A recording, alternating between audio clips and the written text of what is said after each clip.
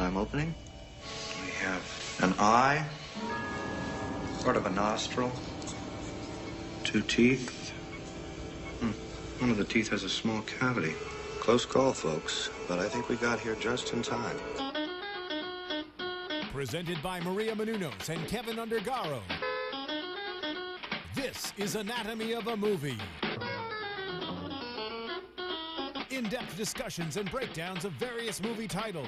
And now that you've seen the movie, let the dissection begin. Hello, movie fans, or shall we say, let the dissection. Let's kickstart this dissection. Yeah. There we go. Ow. Good segue. I like that. Thank you. Thank It's you. impressive. It took me all morning to think of it. Well, hello, everybody, and welcome to yet another Anatomy of a Movie, where today we are going to dissect Wish I Was Here. Got a little subjunctive issue going on there, but that's okay. That's fine. I'll buy into it. This is yet another Kickstarter project, the second Kickstarter project that we as a group, as dissectors and lovers of movies, are going to talk about. So why don't we start off? I want you to know our panel of lovely ladies, starting my far right. Yes. Hello, everyone. I'm Chloe West. Hi, I'm Roxy Striar. Hi, guys. This is Sara Stretton. And Marissa, What's up, guys? Marissa Serafini. who's going to chime in, and she's taking care of all of our, how do you say it, ones and twos? Ones and twos. Yes. Ones and twos. And I am Demetri Panos, and thank you very much for joining us. And why don't we just get right into I Wish I Was Here. And I'm very glad that we're all here. So why don't we talk about, well, first up, impressions of this movie. I went into it really not knowing much besides, Zach Braff, Kickstarter, sort of the movie after Garden State for him. And I came out of the theater loving it. I cried a whole bunch. Happy tears and sad tears. You had the mascara going on I the had side. the mascara going all down my face. But it was just lovely. It was a lovely film and really heartfelt. And I thought Zach did a really great job. I love those movies when you walk out and you just feel like, yes, in your stomach. Like, yeah, that was worth my time. I really appreciated it. I loved this movie. I thought it was really good. I needed it that day, and I just really, really, really enjoyed it. What I would say is, first of all, I got so mellowed out by that music. I was like, oh, I don't know. I just relaxed into it. And What, the music Marissa just played? yeah. It wasn't Just yellow. getting us settled. No, I liked it. It was peaceful. But this movie, I think what I really enjoyed about it did come down to the beauty and the scene work. There are so many movies that come out and you're like, oh, that scene really got me. And in this movie, there was a ton of scenes that I thought were very powerful or very well written or had these just beautiful moments in them. And so that's what I was really happy with. I was just like, you could take so many scenes out of those movies and just like expand them and make a world just around these big moments and these like the emotions that everyone was going through. I really connected to it, and it did really impact me very to the heart, I guess. Marissa? I mean, yeah. Because you just saw it this morning. I agree. I just saw it, so it's recently fresh in my head. I loved the acting, and I loved the story because it felt like these characters were so real. Such a real family, and how they touched upon the humanistic qualities that any family could relate to. And I was very surprised by that. And I wasn't expecting, going into this film, I wasn't expecting like such a hard-hitting family drama. But it really felt like that, and it affected me, and I was like, that was really well done. Excellent. For me, I looked at this movie two ways.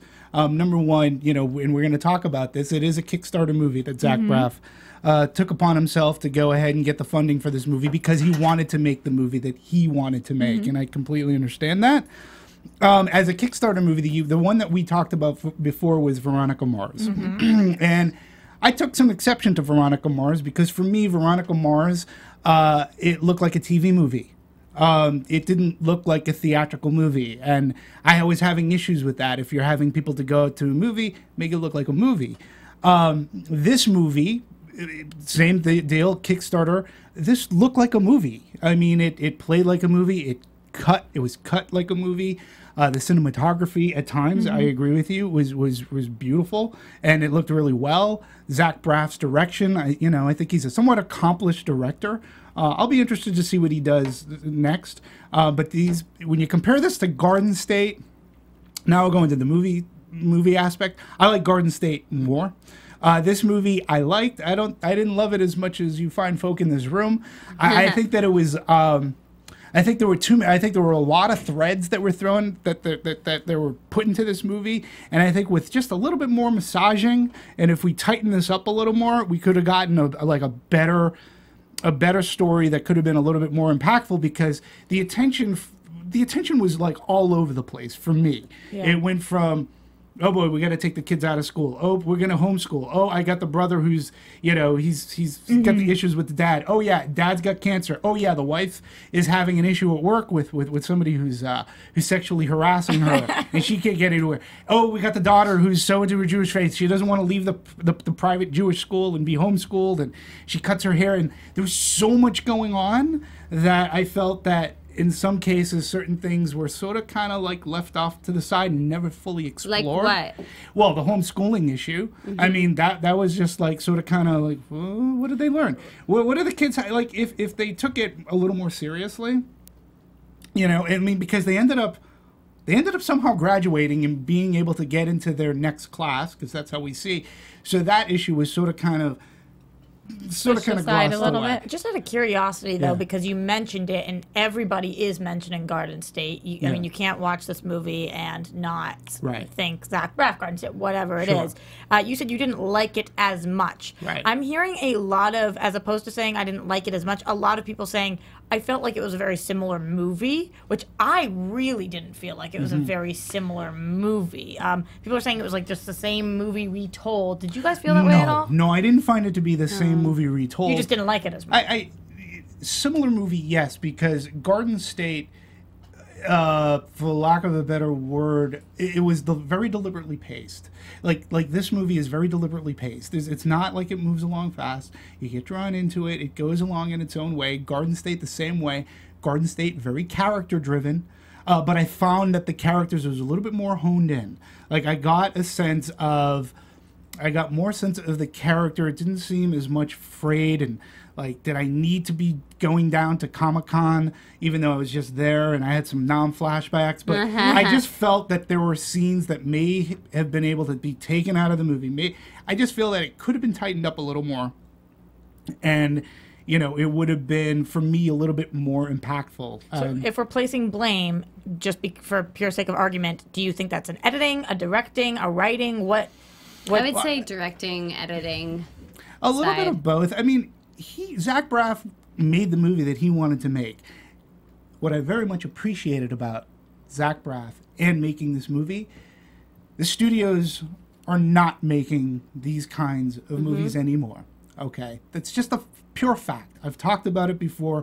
We've talked about it on Anatomy of a Movie. The studios are looking for the bigger, franchisable pictures that we can make. They're looking for like the big action movies or something that's a tent pole that I can make. Something that's coming from a built-in audience of perhaps comic or graphic novel or something. And they're not looking to make a personal family dramedy, smaller movie. These movies are sadly to me, they're sort of kind of going away. And because you're Zach Braff, you're able to do a Kickstarter campaign, get the funding to make the movie that you want. And I think that theatrically, cinematically, we need movies like this because you need to fill in the gaps and you need to have good stories told. I think there's a good story in Wish I Was Here. I didn't hate it by any stretch of the means. Again, I'm glad that the movie was made. If there was, Zach Braff's whole thing is I wouldn't have been able to make the movie I wanted to make because studio intervention and whatnot. So in a sense, I can almost point a finger to the studios going, folks, you got to listen to your audience. You can make a good movie like this and people will come and you'll put some marketing into it.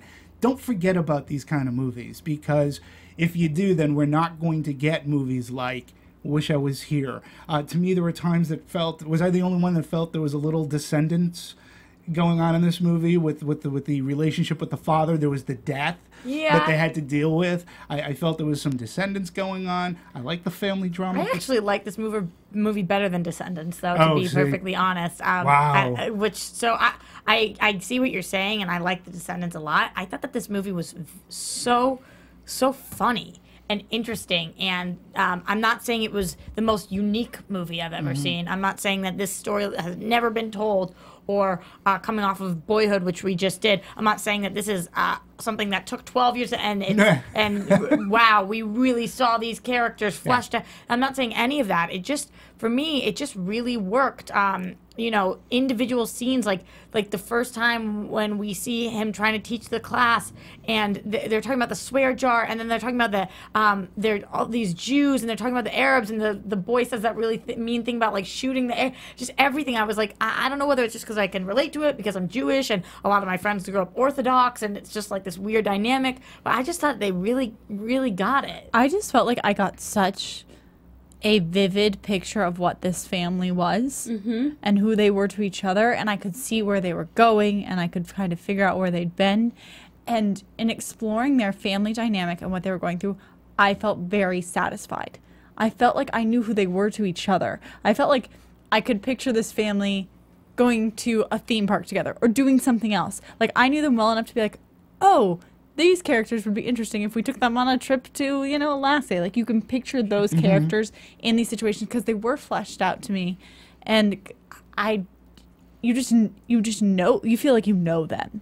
Yeah. It was nice. The characters were really developed, and the relationships between all of them were really developed, and it just made it so enjoyable of like, what's Zach Braff going to make them do next, and what's he going to try, and how is he going to mess this one up or fix this? And I thought the dad really summed up the movie at the end when he said, like... And by the dad, you're talking Mandy Patinkin's character. Yes. Right? Okay. Like that, oh, wow, you did your best to hold this family together. And that was really, I think, what the movie's about, is just the family dynamic and watching... slice of life, watching this family, and through Zach Braff's character of trying to hold his family together, trying to follow his dreams and keep his dreams alive, and at the same time having a family and all the dynamics that this family has. Being atypical, like, it's not your typical family. It's a little bit different.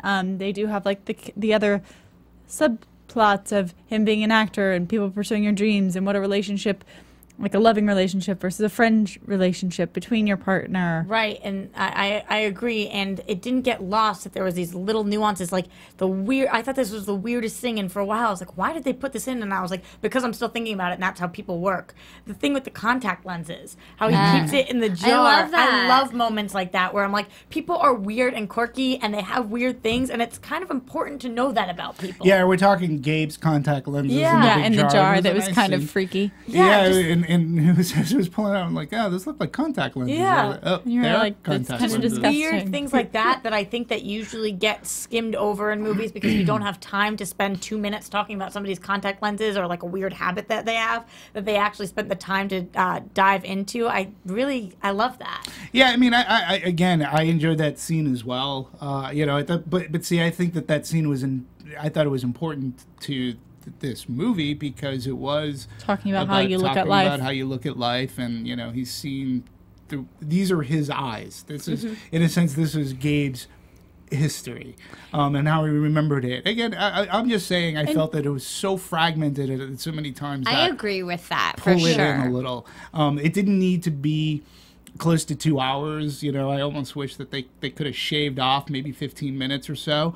But was there a moment where you were like, "Oh, this is too long"? Yeah, there was a scene. I thought the long scene at Comic-Con, them walking. Of course, that was funny, but it wasn't necessary. Sort of funny. I didn't. It wasn't really necessary for me. No. I mean, showing him at Comic-Con, I think, is important in the fact that he drove from Comic-Con. He's there to get home, but... Yeah, man, he made it home in record time. I tell you? Especially leaving San Diego during Comic-Con. But in any case. But yeah, like, I think it was just... I don't think that scene was completely necessary. And things like that. There were a few scenes that could be cut. There's a couple things that I think could get cut, but that I gave it that gave the film character and identity.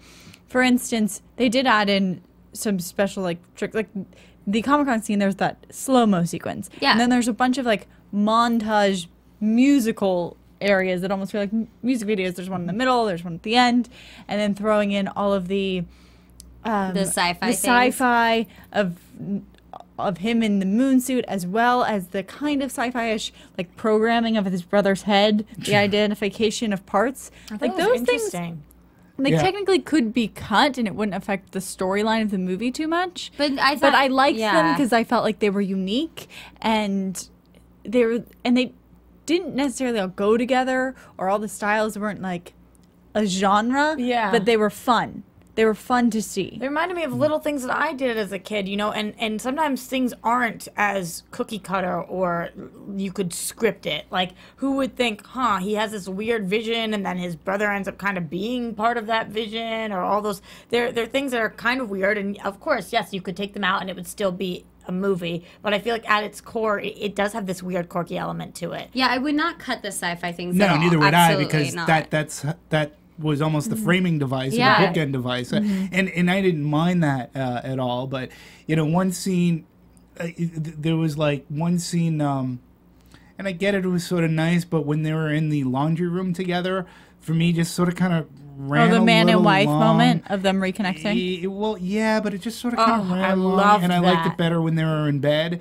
And then there seemed to be a looping issue, though. When I saw it, like, because his mouth wasn't moving yet, he was saying dialogue. I noticed, but that didn't happen. Just, I actually those two scenes that you just mentioned, just because you talked about them, I want to say a little more. When she comes up behind him and he's like, "What are you doing back there?" I just thought that was so endearing. Like, because we hadn't seen this couple as like an intimate couple, really. You know, we've seen them and they you hadn't found the love yet, right? They work well together, but this really sold it for me. Like their chemistry was great. And then the scene in the bed, I know Sarah felt similarly, which you can talk about. But I just thought the Khaleesi part was so freaking funny. Yeah. And he's like, "Who role plays after sex? I'm that brown dude." Like it was weird. And if you don't watch Game of Thrones, maybe you wouldn't understand the reference. But I'm pretty sure a lot of people understood the reference.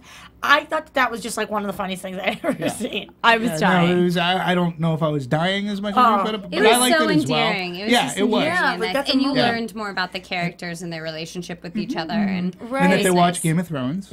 So they do watch TV together. And again, we're talking. I thought again Zach Braff does a good job. I think he's. Again, comparing it to Garden State, he's not necessarily an in-your-face director. He does take his time to tell his story and his character, and he does something that we're really not used to today. He gives his characters a lot of dialogue, so there's a lot of talking going on in this movie, which is fine. So there were parts of it that reminded me of, like I could say, it reminded me of Descendants. There were parts of me that reminded me of Woody Allen. There were parts of me.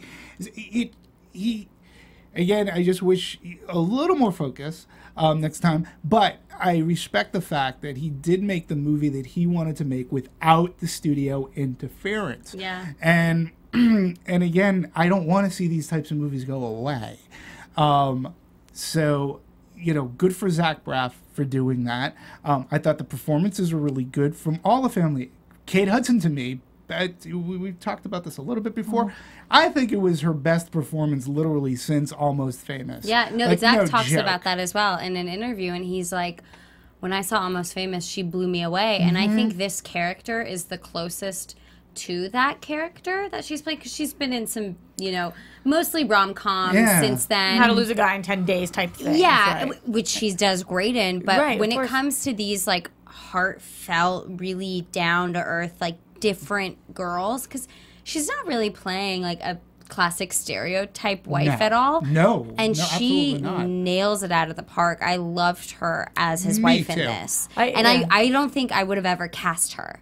I don't think she would be the first to come up when you're thinking about a Zach Braff. I forgot how good of an actress she was, because my opinion is her rom-coms, I don't watch them. I think they have taken her down to a level that she doesn't deserve to be. Rom-coms are rom-coms. You know what I mean? But her mom, Goldie Hawn, was able to, like, she could do a Private Benjamin kind of a movie, or a Foul Play kind of a movie, or Seems Like Old Times.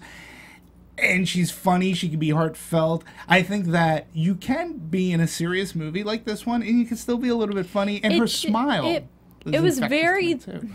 How do I describe this out? They say, everyone has a type. What you walk into the room as, and her type is typically more of the fun-loving girlfriend, bubbly. Yeah.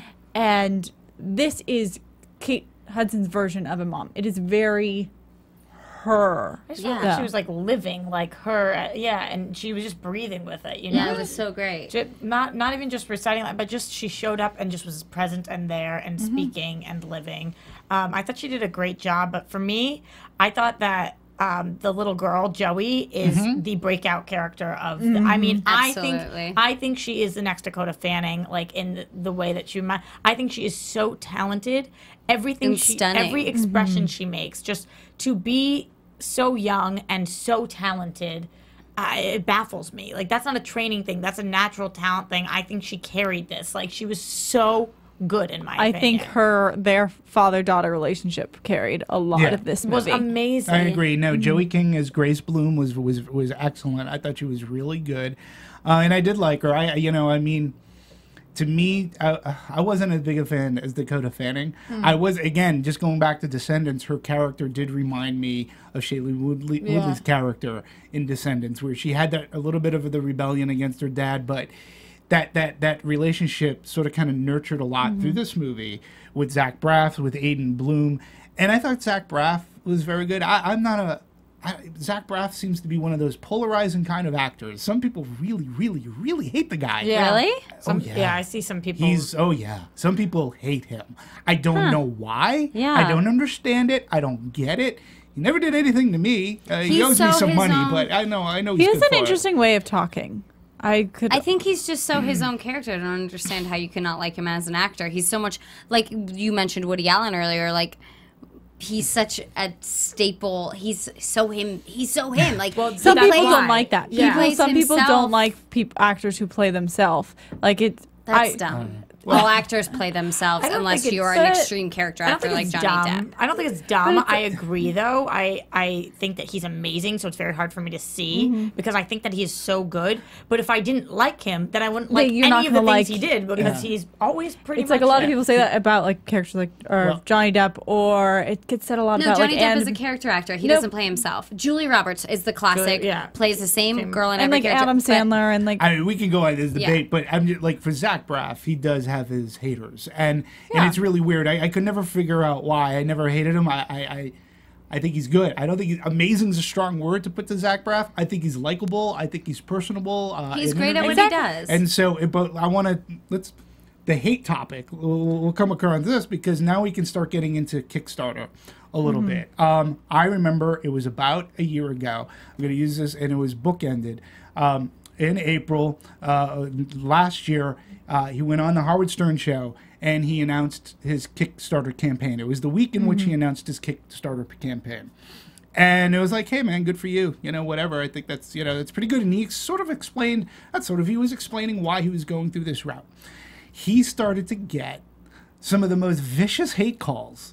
Like, people were calling up while he's on the air going, you ass, like, why can't you, like, afford to make your own movie? Don't you have enough studio connections to make, why do you have to ask your fans to, like, to make your movie for you? And, like, I was driving to work and I was, like, sort of surprised. Then Seth Rogen got on his ass about, like, oh, come on, man, he's good enough. He's been doing this long enough. Why does he have to, like, take it from his fans? And I was like, holy crap, how unfair. Like, this is, like, he wants to make his movie.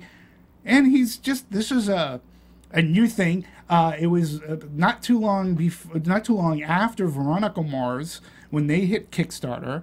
This was sort of a byproduct of that, because Veronica Mars came out, and then they hit their goal really quick. And then he came out, and he hit his goal relatively quick as well. Well, his goal was 2 million, and they made it over 3, so... But he had so many haters, and then now he comes on Howard Stern again just a couple of weeks ago, not too long ago, talking about it, and he's like, well, you took a lot of heat for it. He goes, yeah, and he mentioned Seth Rogen. Howard Stern mentioned, he goes, what about Seth Rogen? Like, what do you feel about that? And he's like, I got nothing against the guy. He goes, but I'm not him. Like, he makes different movies than what I'm trying to make.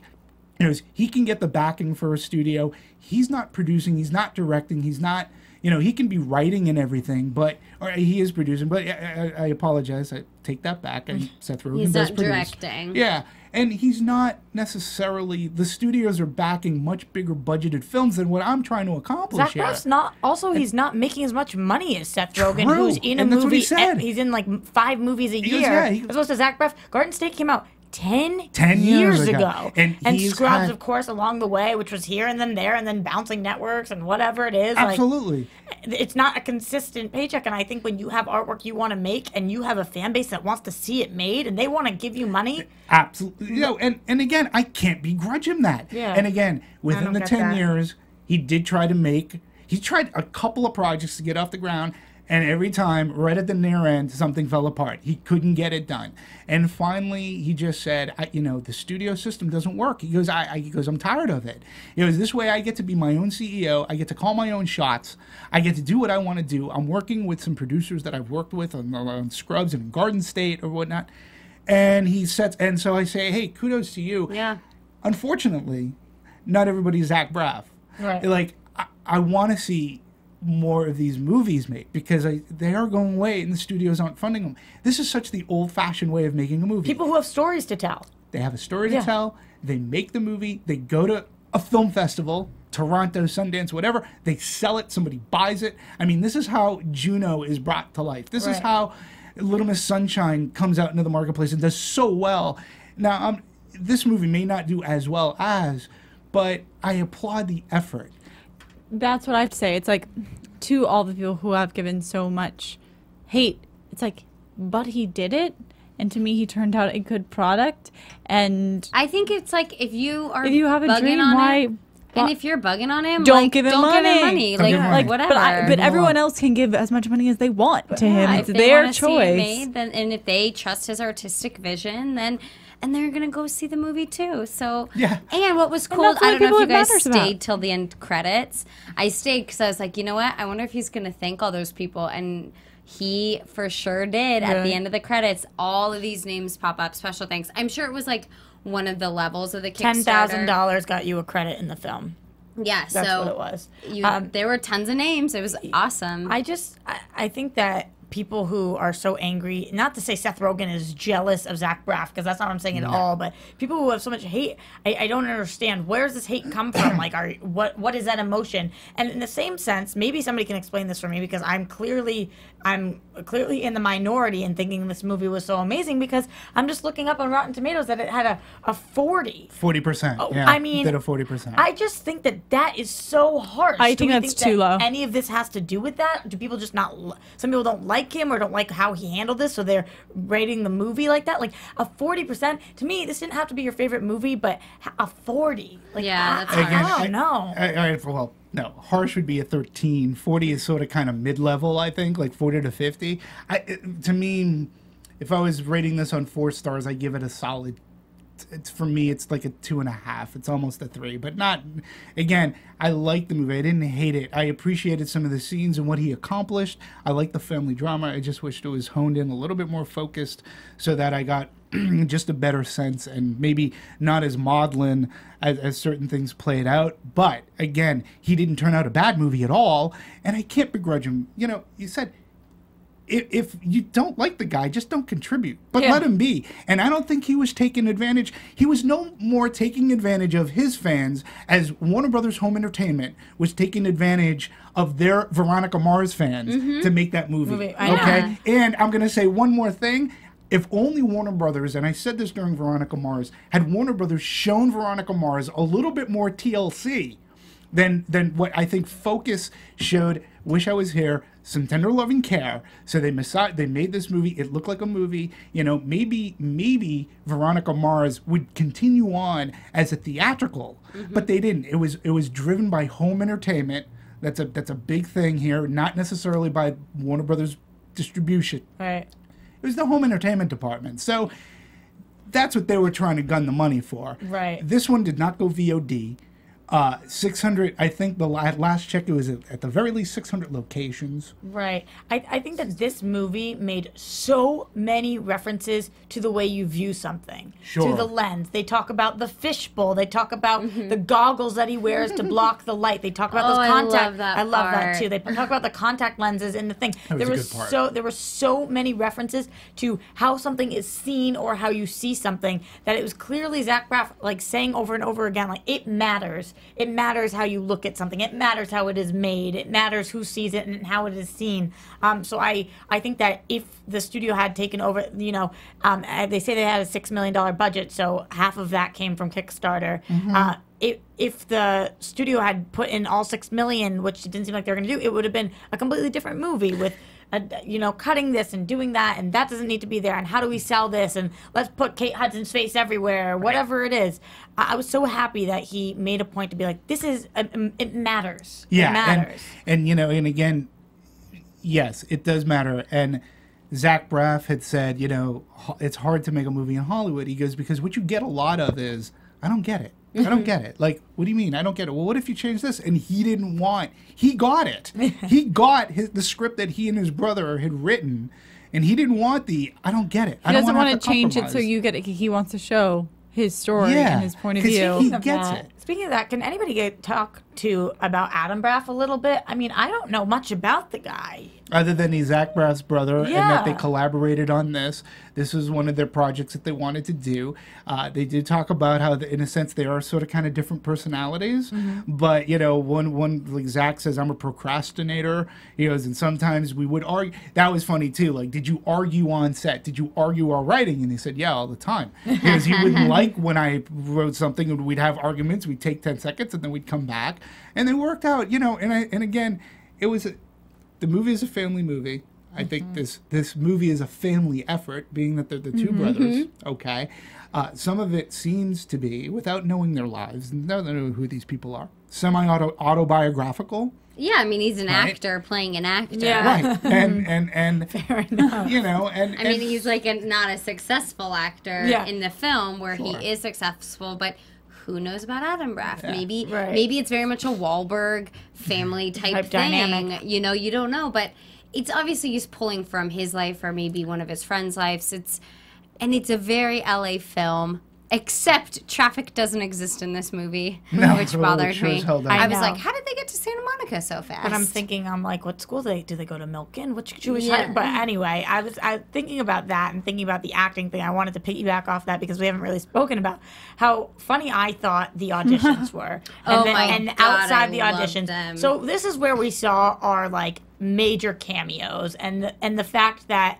I don't know, I always picture people in Hollywood that are established, like Zach Braff calling up his buddies, being like, "Do you guys want to come sit in this room and pretend to be actors for a little bit?" And all these famous actors come and fill the room.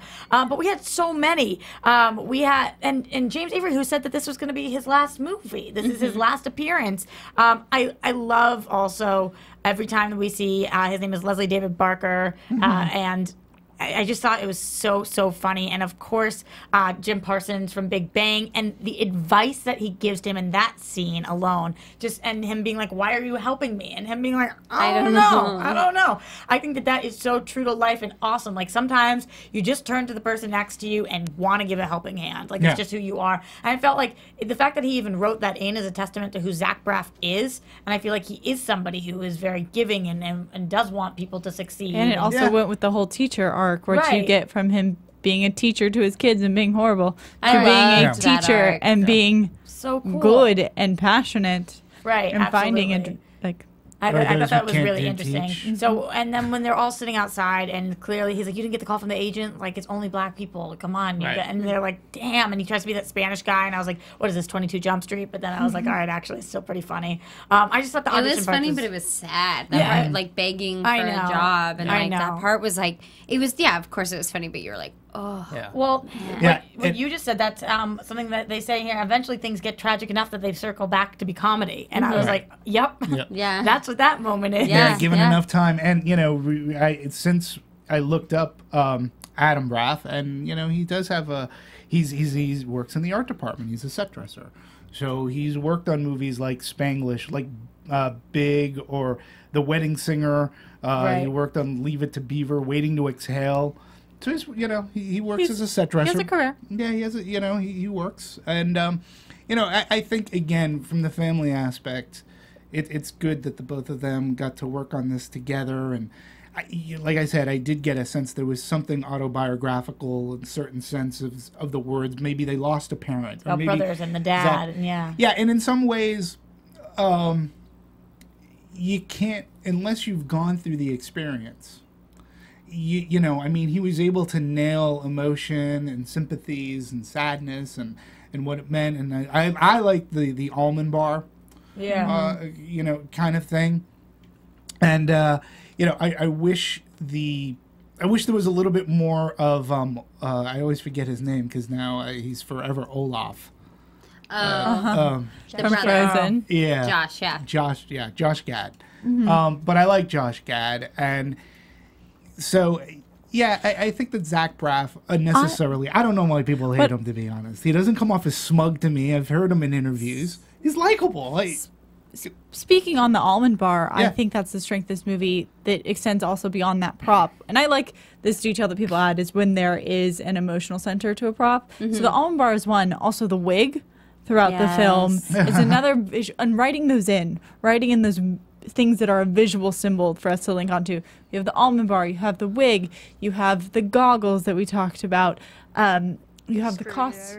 Yeah, exactly. The what? Drill. The drill Yes, the little kid I has. loved that Under the that pillow. was his thing. It was a Amazing. drill. But those little visual things that, they're not always in dialogue, but they're with them and they carry them through the film and they mean something. And when she's wearing a wig or when it changes, it varies and it affects the feeling you get from watching it. I like that he utilizes those components of filmmaking. Yeah, and I think it just goes back to his strength as a writer and creating characters. Like we said, these characters are so strong that we can connect with them. And we could see these characters really do anything if we'd enjoy it. And I'll say, he did something very similar. He did the same in Garden State. He drew up some really good characters and he had good performances. And he did, in that movie was backed by, if memory serves, I believe it was a Paramount Picture who funded the movie, produced it, and put it out for him. And Garden State came out. It got some good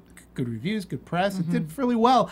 Personally, I'm surprised that it's taken him 10 years to make a movie and that he had to go do it on his own. I really think the basis of this movie was, I'm going to make a swear jar. I'm going to make a whole movie around the premise of a swear jar and when to use it. Yeah. You can almost guarantee that those are little things that were in his childhood. The swear jar, the dog named Kugel, which I thought, I was like, oh my God, that's precious. The fact that he was raised Jewish and all of these things, he probably was raised thinking some of these rituals are absurd. That's not me trying to insult anybody's religious beliefs. That's just me speculating what his beliefs are. You don't like Greek Orthodox. You've said it before. I think that it's very, very interesting when you can take things from your life that you lived as a child and you step back and you're like, what was going on here? What was this? And like you said, I love that he says he just wanted people who got it. There's so many, I don't get it. And yeah, and that sticks with me. He has another great quote too, and where one of the things he says, one of the things I've learned in my success has been that yes men are completely useless. And yes, Hollywood is filled with a lot of sometimes you just wonder why does something happen in Hollywood, or how does it get made, or what decision, how did you come to that decision? Yeah. Because you're surrounded by people who go, yeah, that's a great idea. Yeah. That's a great idea. When it's the worst idea in the All history it takes is one person to have a bad idea, and then everybody doesn't want to say anything to them. It's like, yep, that's what we should do. And it's like, how did we get to this conclusion? But he goes on to tell this story about one of the producers on the movie, definitely not kissing his ass, and it sort of kind of drove him crazy. Because she would keep on going, look, I got something you should read this note. And he kept on saying, get away, you're driving me fucking crazy, swear jar. And then finally he put the movie together, and when he put the movie together, he's like, damn it, her note's right. Yeah. And he comes back and he says, okay, you win. Yeah. You're right about this. There are too many of that beat. If I take this out, it's so, and he seems to, well, he gets directing, I think. He's learned. Scrubs was how many seasons? 7? Oh, a lot, right? 8 or something, yeah. So, he knows what he's doing, and I personally, for Kickstarter for him, I also like how he says, I'd never do it again. Yeah. And he goes, it was too much work. He goes, it's a lot of work. He goes, for somebody, he goes, I have lots going on. He goes, I couldn't handle it. And it was a great social experiment. And I wish he didn't say experiment, because I don't like to feel as an audience that I'm being experimented on. And I didn't necessarily But in this at movie. every point, there has to be new avenues. And when he did do the Kickstarter, he's one of the big names that's going to be attached to the beginning of Kickstarter and how Right. they were successful. And so experiment kind of fits. Yeah, it's sort of. I just like, not everybody's Zach Braff, and there could be good stories out there, and maybe they, perhaps they're not going to they won't earn or get $3 million, which is a great sum when you think about it. And who would think that people would? Again, I'm going to go with Veronica Mars was a very popular television show. Zach Braff is just an entity. He's a man. He's an actor, and for people to give him $3 million. He does have a fan base. Oh, of course he has a fan base. I want to see him. I mean, people were completely obsessed with Scrubs. They got it back on the air, and then I loved the little nod to it that he has Turk on in this. They're I best love it like that. friends. Yeah, they're best friends, and people were kind of ripping that apart, like, oh, you cast her.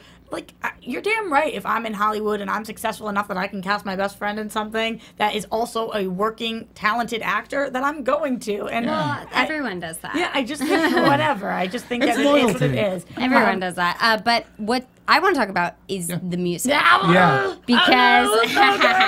Because Garden State changed the game in the music industry Everything. with Sure.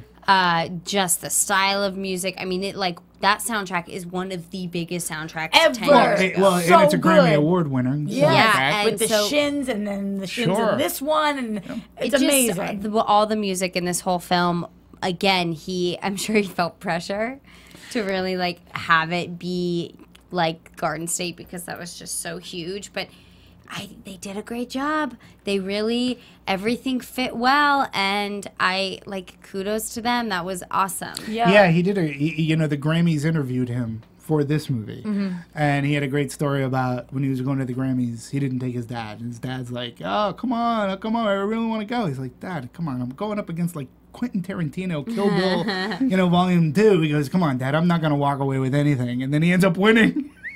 and the father kept, I can't believe you didn't make me go. He's It's like, amazing. but he said, my jaw dropped. So he sort of kind of went back into the well again. And all these people, like the Shins, are his friends. Yeah. And he's like, I'd like you to help me out. I got this other movie, and it's Kickstarter. And they came through. Of course, the Shins, Bon Iver, Weepies, all these indie bands that have big names now. Coldplay and Cat Power. Yeah, together. absolutely. And it's not obscure enough that he tried too hard and it was like, how do I top Garden State? It was understated but beautiful. I just think he gets music and how it can enhance a piece. For his movies, For his absolutely. movie. He just gets that. So absolutely. I think he did a great job again. And it's another soundtrack I will be purchasing. And do you guys know how much, because it was a Kickstarter, if these musicians, Are making donated money? themselves, or Kate Hudson, she wasn't on the she's producer. She didn't taking get a a- producer credit. So No. how much of a cut did she take? Because $6 million, that's, I feel like her usual price stamp is Yeah. for a rom-com is probably 6, 8, 10 million. Yeah. well, I mean, I did think about that during the film. These are big actors. Yeah, are or saying, even after okay. Homeland with there are a lot you of had these Mandy people. Patinkin. Yeah. Well, the story Zach tells is that he ran into him and had a fangirl moment and was like, "Will you please read my script? I want you to be in it." And Mandy was like, "Of course." Yeah. He read it and loved it, and so that was a sort of fangirl moment Zach Braff had with him in New York. But I just think that it shows that some actors aren't all about the money. A lot of actors, Yeah, you know what I it's mean? great. Like okay, you can afford to give me $200,000 for this, which for other people is a lot of money for them. They could spend a year of their life doing something and make so much more. I just think it's worth it for them if they believe in a project. and they'll 9 out of 10, perhaps they give it to a charity. Yeah. They are, it's like you said, they're doing it out of, maybe they respect Zach Braff. Maybe they are fans too. Yeah. And maybe they appreciated the written word And they said, you know what, we appreciate and we respect what you're doing. Of course I'm going to help you out. Now, I don't know the relationship that he has with Kate Hudson. I don't know how that necessarily all came to be, but I just think that their show of support really helped this movie. Oh, great, yeah. because it elevates it. It elevates it to, because they weren't working for necessarily a paycheck, but they gave it as if they were getting a big style paycheck. And what I'm also going to point out, though, is I do think that this came, particularly Kate Hudson, came out of a respect for the project, respect for the work. On her end, it's also probably pretty smart, because we have seen her in a lot of rom-coms lately. Maybe she is being typecast more. Maybe this was a role she's been looking for and hasn't really been Right. put on her plate, because she gets put in the perky Absolutely. girlfriend, sweetheart Right. role, and this is maybe more what she wanted, and so she was maybe willing to take that pay cut because she was like, but this is actually something that I want to show. It's Absolutely. interesting that when you guys think about her as rom-commy, and I know Marissa can back me up on this because we cover AfterBuzz's Glee here, and she has been a huge role on Glee. So I recently think of her as like this hard ass. Like she is this like bad girl dance teacher who is like mean and a bully and ripped and sexy and Sexy. I think she's I don't always watch been Glee, oh sexy. yeah, so, sexy. yeah. Sexy is not a new It's word. sexy. It's the sexy that's like sexy and funny, but sexy and funny is all rom-coms are. Is sexy and funny, sexy and But funny, sexy and funny. And so she's like the queen of that. I think she's getting to be. I think she's getting to be smarter though with the movie she's taking. I think that probably Almost Famous happened. She was big enough that she had all of these offers, didn't know which ones to weed out. Took a lot of Doing things. rom-coms isn't bad. No, I no, don't I'm think not- we should say not- that, like I in the didn't sense say it that was like bad. she's making bad decisions doing I don't rom-coms. think I never said that it was a bad decision. I love rom-coms. I love How to Lose a Guy in 10 Days. I think she's great. I'm Not just all saying of that them have been great, though. not all of them And have been great. I think they, as in all more genres.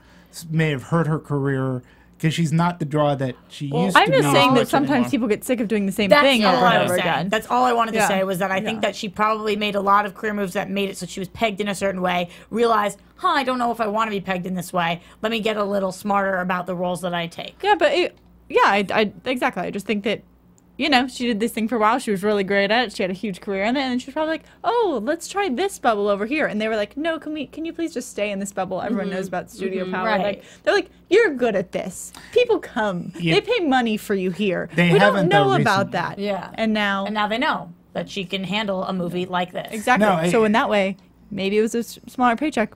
Maybe it's going to lead to other movies that are more maybe in this realm of her acting space. Yeah. Yeah. I mean, do we think she could play this? Just what just popped in my head, but something like in Blindside. Do we think she could take on a role Yeah, like absolutely. that kind of mother, nurture, loving? No, I mean, this movie, I because I had forgotten that she is a good actress, and I do. I'm going to say a lot of those rom-coms did her career more damage, more bad than good, because it put her in such a niche, and some of them were just god awful, and they weren't making money. Not a rom-com guy? I am a rom-com guy, especially if they're very just good. kidding. No, but I'm just saying some of the movies that, we could bring up her list of movies, some of them were just not good. And that sort of, when you're not bringing in an audience, and sadly, Hollywood looks at that as like you're no longer, your box office poison. Especially if And- it's where you're positioned to be successful in it. and If that makes sense. you have been successful, and once you start picking some not so good movies, you start to falter. Hollywood you can or look your at agents you. or what studios Right. are pushing you. So- It's not just like Kate Hudson. All of this is your decision, and you have power over Right. absolutely everything. And her relationship with Zach Braff, I don't know. It was a smart decision for her, and when I watched her, I said, "Geez, this is the best performance I've seen her give since Almost Famous." I had forgotten that she can be such a great actress. But you can be in a rom-com, you can be in a comedy and still be a very good actor. It's just the Academy never looks at comedies as being Academy worthy, but the acting in comedies. What do we think about her across from Zach Braff as opposed to Natalie Portman? Just not that we need to compare them. I'm just curious because everybody loved Natalie Portman so much. Do we think that Kate Hudson lived up to that counterpart position? It's so different. Yeah. I would almost say the daughter in this film was like the Natalie Portman type character. Yeah, absolutely. That It's like- she sort of fell into that gardens. Like if we are Yes. comparing it that much, the daughter is sort of that kind of offbeat. manic pixie dream girl, which Right. Zach Braff has recently apologized for creating. Speaking of which, though, just because we were talking about the daughter, we haven't mentioned the son at all. Who The son was great. Yeah, and he's new. He's now in Halle Berry's new Hilarious. Extant. He's an Extant, and he was in Looper. Right, and he was in the kid Looper. in Looper. I think he is freaking adorable And hilarious. And I'm like, you're a real little boy who's just adorable, and everything you say, I'm like, ha ha ha. Like, Yeah, I great. thought that the kids, they had a great chemistry together, and they really helped. And it's very difficult to find child actors that have this natural talent. Yeah. Which I No, felt I- like both of them did, which Both helps of sell the them movie. But I mean, if they picked two crappy kids, it never ever would have worked. No, So and they would have gone from being what they were to annoying. right. And you don't want the kids to be annoying. So I did look up, You Mean Dupree, Skeleton Key, My Best Friend's Girl, 9, Bride Wars, The Killer Inside of Me, Something Borrowed.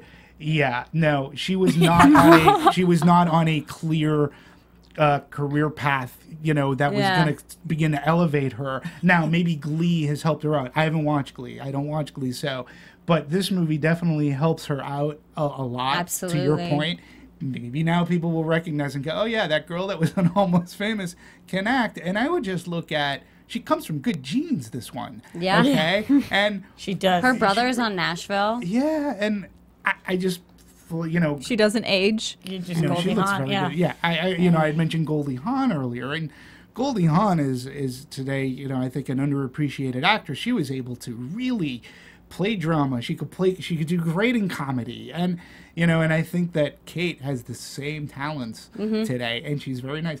One of my favorite scenes in this movie with Kate Hudson was the scene in which she was in the hospital, Yes, that's the matriarch the scene. matriarch scene. It was a great Yeah, it's scene, And she right? beautiful. sits and talks. That was one of the advice she crying gives- ones where I'm right. like wiping my eyes like this. What were the other crying that- ones? I'm very curious. Oh gosh, But I'm wait, a I just crier. want to just fit like with Kate Hudson in that scene. She was so subtle, and you had, what did you call it? The Roxanne talked about. We talked Oh, the- about how the- she's really good at the smile cry. Yeah, Yes. the smile cry. The smile She cry. nails the smile She cry. does, but she makes it Like, believable. You're so beautiful, but you're crying. Yeah, yeah. And I'm going to laugh it off and it was with a such a- slight little. It was such a touching scene because it was set up that the father, that Gabe, was not a big fan of her, and she admits that. Listen, when I lost My Her sister. my sister. sister, you were the most helpful man there. And he says, really, I had I no don't even idea. remember what I don't said. remember," and It's such and an interesting it was- moment, especially it because we hadn't was. heard about that of the sister before. It wasn't Yeah. like thrown in our face. It was just a part of her life and who she was. And it's almost as if she had her entire own story too. And we find out little pieces through the surfing and them sitting at the lighthouse or the whatever that is. The lifeguard Lifeguard stand. Yeah. Hello, And- California. And them talking and her saying, since when did this become all about you living your dreams and remembering that two people both have dreams, but that she's a whole human being. And then she comes to this point and she has this amazing advice to get or something to say to him. And I was like, oh, yeah, this is a person with a life and she has been through it. You mentioned the lifeguard scene. Right. Here's what this was a nice little bait and switch that I thought, and again, this is a part of the movie that I really liked. Prior to that scene, Zach Braff's character Aidan talks about his wife saying, "Oh no, she Loves his job. loves her job. Yeah. She's great at her job, whatever." And then when she sits down, she goes, "I'm a data entry person." She goes, "Hell, if it wasn't for the fact, like they can't afford scanners." She goes, "It's the only reason why I She says have a it's job." oversight. There's just so many people here that haven't even realized that I don't even have a job right now. Right, and I thought that okay, that brings a little bit of a realism. I really like that scene a lot too, especially that dialogue. When did Yeah. this become just about your dreams? What And- I'll throw to that scene on top of that, and it was a little bit of a bait and switch for me, is I expected that to be where I found out they were still super in love or Yeah. had chemistry, because it's at night and they're on the beach at a lifeguard stand, and you set that up to be a romantic moment, and that's where they have this kind of clash of she's not happy, and then when you do get that moment, it's like him doing laundry and like And- a back room. I love that they It's get not- they get the call though, and it's like sometimes these moments you have to put them aside. Like that we didn't have that love moment that we were expecting to have. We had a negative, for lack of better words, moment, and then they get that phone call, and it doesn't matter even what just happened, or it does matter, but we can't deal with it right now. And we never really even quite deal with it. But then, as you're saying, there is that love moment. It was interesting. It was different. What do you guys think about the tagline, "Life is an occasion, rise to it"? Oh, interesting. Any strong feelings? Life is an occasion, rise to it. I think that's sort of what the kids were, he was teaching the kids a lot of the time. And then what And his brother. Yeah, and I don't necessarily know if he knew, if he was learning that That's what, the whole movie. Yeah, that's what it's interesting to me, because if it's, I got that it was about family. And so, and if you're putting life as an occasion, when I reflect that on him, I'm like, well, was your occasion to be a father? Because you did that. Yeah. Or you became that. Well, he was your sort of rising occasion to being a good father. Was your occasion, though, to be like a father? Like, he did, I believe, a really good job of being emotionally there for his kids and kind of finding his own way. But it was against the typical what a father does, you know, build the house, have the job. Right. And if it's like, the occasion that I feel like people were putting on him was to give up his dream and to get a steady job. So that's a funny tagline to me. Yeah, I felt, though, like his dream was just altered. He never gave it up. Yeah. He just had to just make a little tweak here, and look, I can be happy. And you I can kind of continue- do both. Yeah, Yeah. absolutely. But that, see, to me, again, sort of kind of wrapped up in a neat little bow, because it sort of kind of came, oh, by the ways, I've got this class that I happen to be doing, and you would be great at it. And I'm like, It was a like, silly wrap up. It was a little bit silly. But it made sense for him to go that. It just made me wonder, why didn't he think of that before? Yeah. Because Something he's that- good at it, you know. Oh, he seemed definitely. to be good at it. I mean, he And didn't also, seem like he was. why didn't he have a bar job, or why wasn't Right. he some kind of night job? And I did think it was interesting that there was no second job. Yeah, well, there was maybe something. because somebody the needed wife to stay home. or- I mean, or you had somebody the needs kids, to- but Right. the kids were at school. You're right. Well, I wasn't there enough while the kids were at school. Which most struggling artists have, especially if you have children. Yeah. But because I know we don't have that much time left, I did want to talk about. I have raved about this movie. You guys know I think it's incredible. The thing that I was unsure of, and we are starting to touch upon it, was the ending, which was like a kind of montage of moments, and it starts with him lifting her trying to swim, and it ends with him lifting her up in the pool, and in between that, the moments. What do you guys think about the ending of this? Were they trying to put a bow The where end a where bow there's didn't very little need? dialogue. It's a lot of music heavy, a lot Yeah. of... What did you guys think about it? I felt that it was trying to wrap up every single thread Yeah. that they had out there, and it all seemed to go back because there was a scene where the daughter had a full head of hair that Right. looked like her hair, not And she, wig like, took it hair, off? and then she took it off, and then it's black and white. Like there was stuff like that to me. Well, in the funeral scene, she was wearing like a real dark brown wig, hair, like yeah. like a natural looking wig. I was Yeah. glad they did that. That was I a didn't good want to one. see her in the pink Yeah. wig at the funeral.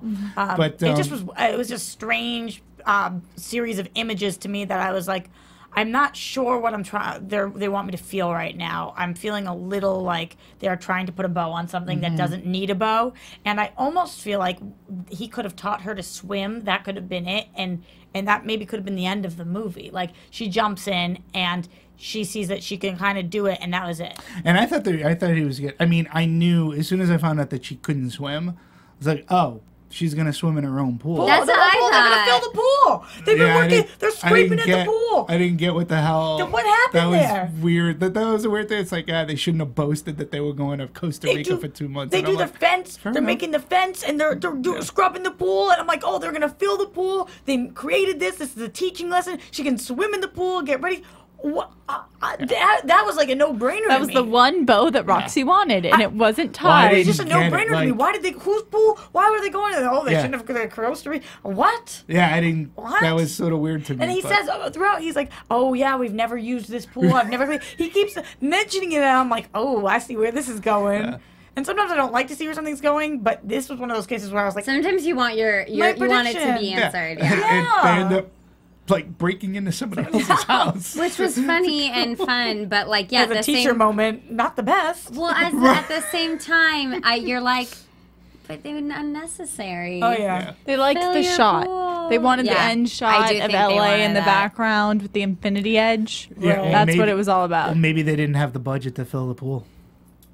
I don't know. Renting that house, I'm sure, was the budget to fill that pool. I did love the slice of Mumbai line, though. I thought that was hilarious. So good. Oh, your own little slice of Mumbai. And everything he said, and all the, I know I keep mentioning the Jewish references, but when the daughter Roxy has was the singing friend, along, I was by singing the way. along. I know all these prayers, obviously, but when the daughter is there and she's saying they have money problems, and her friend's like, wait, I thought Jews ran Hollywood, and she's like, so did I. Maybe we're in the wrong tribe. And I just like lost it. I was like, oh, this girl who thinks she knows so much about religion and so much about the world because she goes to this Jewish school, but she doesn't really have a grasp on what's going on. She's so young. She just like learns all these things and shaves her head on a whim.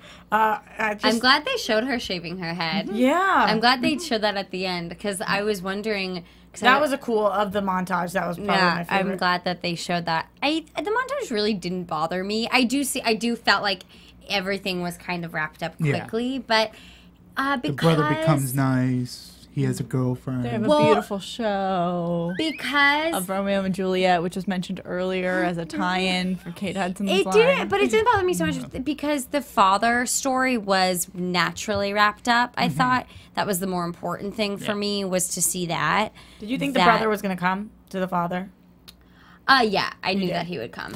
Okay, yeah, I knew they wouldn't end it without him being there. Thank God. I was worried for a second. It's sort of like, I was like, really? You drove from San Diego still wearing that?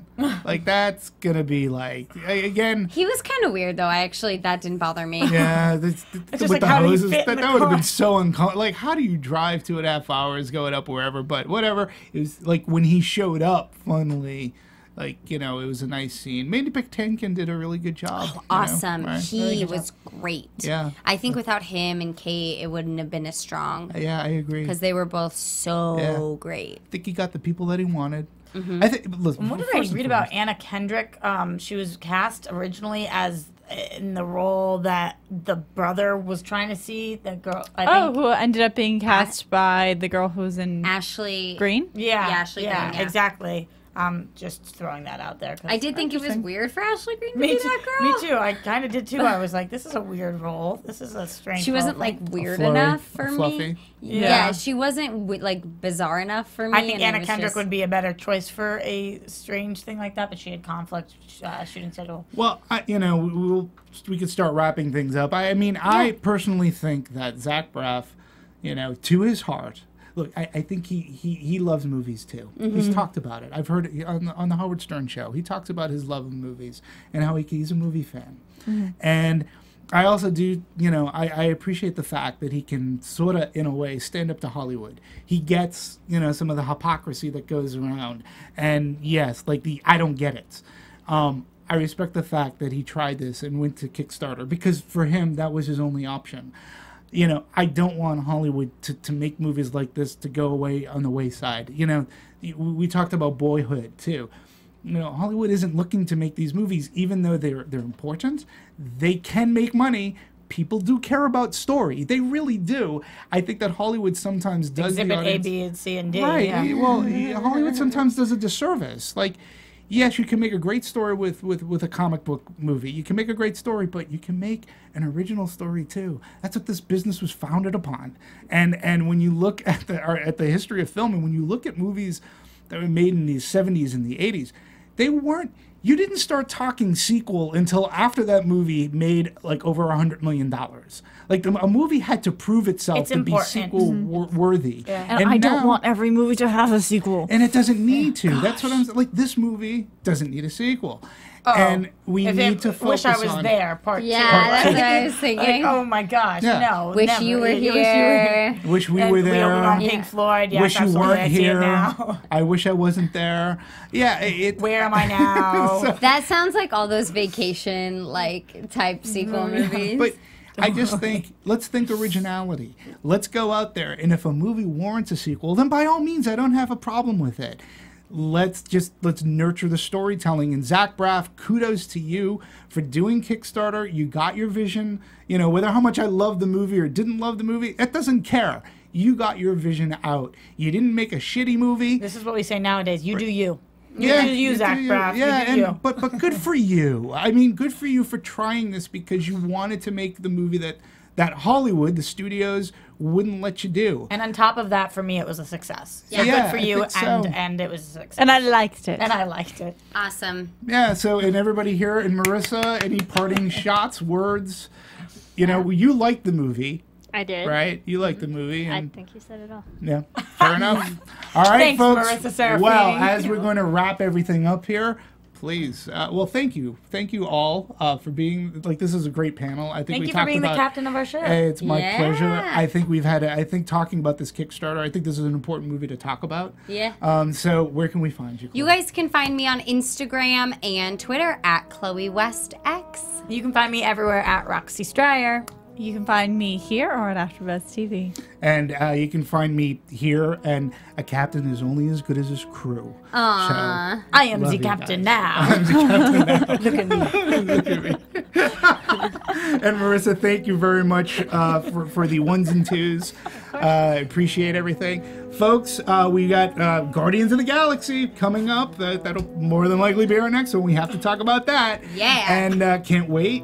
And we got a ton of other movies upcoming. It's going to be a great August, September, going into October. Yeah, this is really jiggy music here. Yeah, and don't forget to follow us, on Twitter at Movie Anatomy, and Thank check you. out our website, Anatomy of a Movie. And thank you for all the comments. Yes. Thank you very much. Keep commenting. Keep commenting, keep watching, and thank you. Because without you, there's no us here. There you go. Bye, folks. From producers Maria Menounos, Kevin Undergaro, Phil Svitek, and the rest of the Anatomy of a Movie staff, we would like to thank you for listening and subscribing to the show. If you have any questions or comments, feel free to email or tweet us. I'm Sir Richard Wentworth, and this has been Anatomy of a Movie. Thanks for watching Anatomy of a Movie on YouTube. For more on your favorite movies, subscribe to our channel here, and be sure to let us know what you think in our comment section below here. Bye.